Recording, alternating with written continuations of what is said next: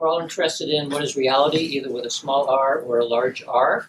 And reality is what we perceive, isn't it? Well, in some audiences, people would probably say yes. In this audience, maybe not.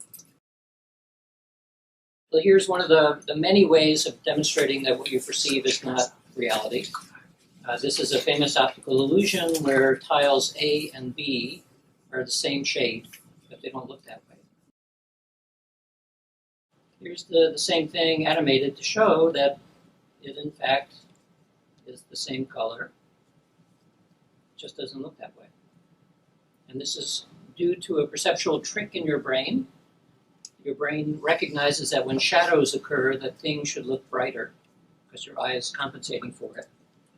And so I could basically give a 3-hour lecture only on visual perception and the illusions of it, but I'm just using this as a way to get you into the mindset that what we perceive is not the way the world actually is.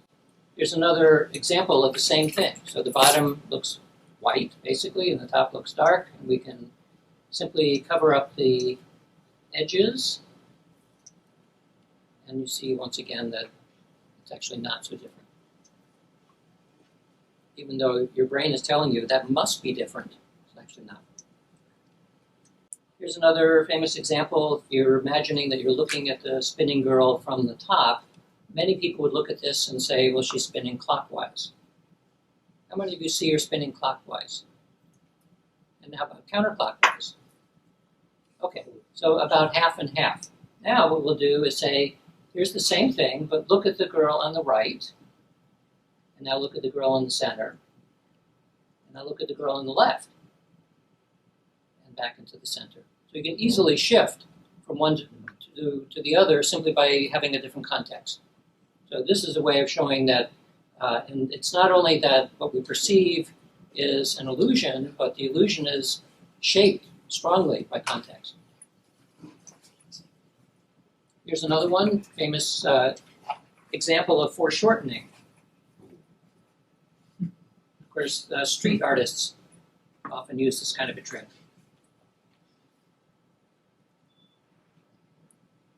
This would be much more difficult to do when we have virtual reality classes, because the 3 dimensions, of course, immediately shows you that this is an illusion. Here's another example. Upside down, these women look perfectly normal.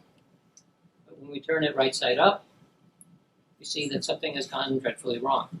And again, this is now due to a particular portion of your brain, which is hardwired to see faces. So when you see the face in this form, you know that it has face-like characteristics, but you don't see it in detail, so you can't figure out what's wrong with it. When you do see it in the correct context, you know that it's wrong. And what's happened, of course, is that the eyes and the mouth are turned upside down.